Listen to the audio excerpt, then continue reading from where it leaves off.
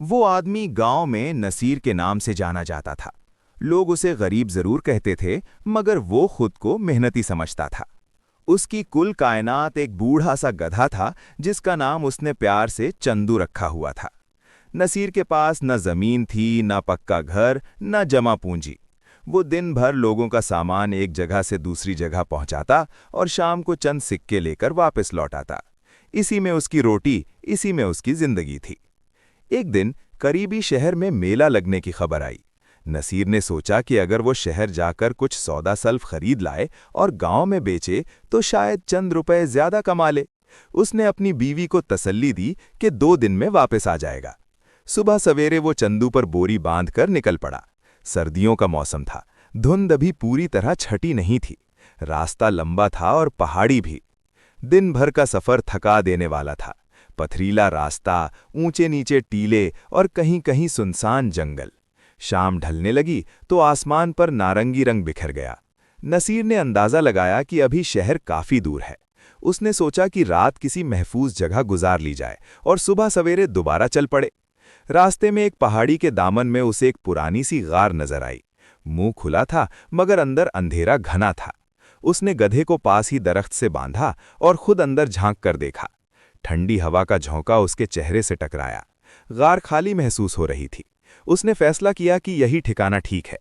रात गहरी होने लगी, आसमान पर सितारे चमक रहे थे। नसीर ने अपनी चादर ओढ़ी, एक छोटा सा चिराग जलाया, मगर तेज हवा के बायस वो बुझ गया। उसके पास एक पुरानी टॉर्च भी थी, जिसे वो खास मौक़ों पर इस्तेमाल करता था। वो थका हुआ था, मगर नींद नहीं आ रही थी। उसे खौफ भी था कि कहीं कोई जानवर ना आ जाए। कुछ देर बाद उसने टॉर्च ऑन की और गार की दीवारों पर रोशनी डाली। रोशनी जैसे ही आगे बढ़ी, वो चौंक कर सीधा हो बैठा। सामने चमक सी नजर आई। पहले तो उसे लगा कि आंखों का धोखा है। उसने टॉर्च दोबारा सीधी की। इस बार रोशनी एक कोने में पड़ी, जहां जमीन पर कुछ बिखरा हुआ था। वो आहिस्ता आहिस्ता आगे बढ़ा। दिल जोर जोर से धड़क रहा था। जब वो करीब पहुंचा तो उसकी सांस रुक गई।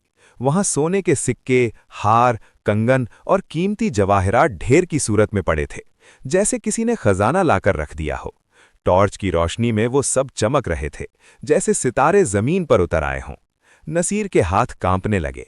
उसने एक सिक्का उठाया, दांत से काटा। खालिस सोना था। उसकी आंखों में हैरत, खौफ और खुशी तीनों इकट्ठे उतर आए। उसे यकीन नहीं आ रहा था कि ये सब सच है। पहला ख्याल आया कि शायद ये किसी डाकू का माल है। दूसरा ख्याल आया कि शायद ये किसी पुराने जमाने का खजाना है। तीसरा ख्याल आया कि अगर ये सब उसका हो जाए तो उसकी जिंदगी बदल सकती है। वो गार के दहाने तक गया, बाहर झांका। हर तरफ खामोशी थी। वो वापस आया और जवाहरात के पास बैठ गया। उसने दोनों हाथों से सोना उठाकर देखा। उसकी आंखों के सामने अपनी बीवी का बोसीदा दुपट्टा, अपने बच्चों के फटे कपड़े और अपना कच्चा सा घर घूम गया। उसने सोचा कि अगर मैं ये सब ले जाऊं तो सब कुछ बदल। मगर साथ ही दिल के किसी कोने से आवाज आई, ये तेरा नहीं है। वो कश्मकश में पड़ गया। रात गुजरती जा रही थी, मगर नींद का नामो निशान नहीं था। अचानक उसे गार के अंदर से हल्की सी आवाज सुनाई दी, जैसे कोई सांस ले रहा हो। वो चौंक कर खड़ा हो गया। टॉर्च घुमाकर हर तरफ देखा, मगर कोई नजर न आया। उसने दिल को समझाया कि ये वहम है, मगर दिल की धड़कन मामूल पर न आई। उसने सोचा कि सुबह होते ही फैसला करेगा। फिलहाल वो जवाहरात को हाथ नहीं लगाएगा। सुबह की पहली किरण गार के मुंह से अंदर आई तो नसीर ने दोबारा खजाने को देखा।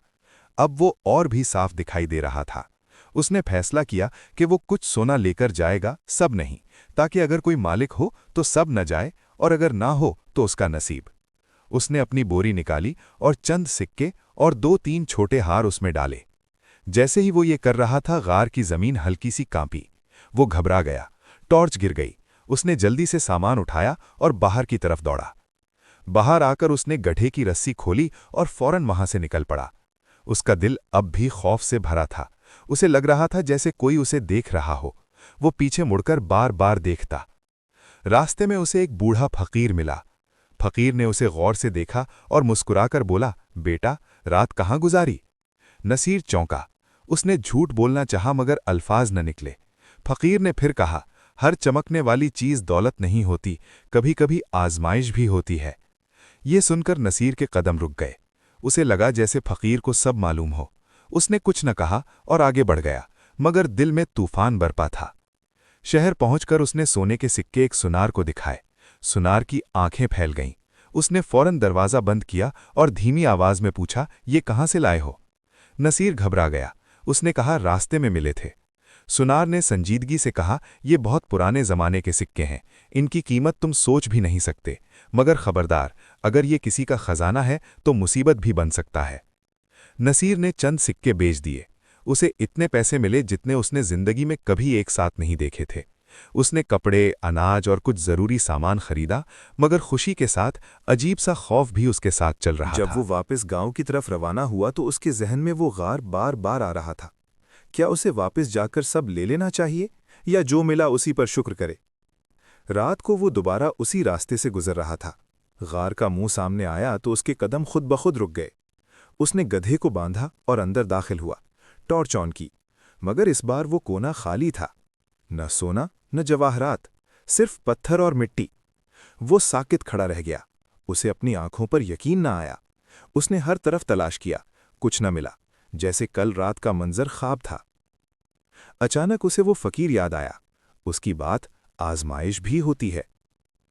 नसीर के दिल में अजीब सी सुकून की लहर दौड़ गई। शायद अल्लाह ने उसे इतना ही दिया था जितना उसके नसीब में था।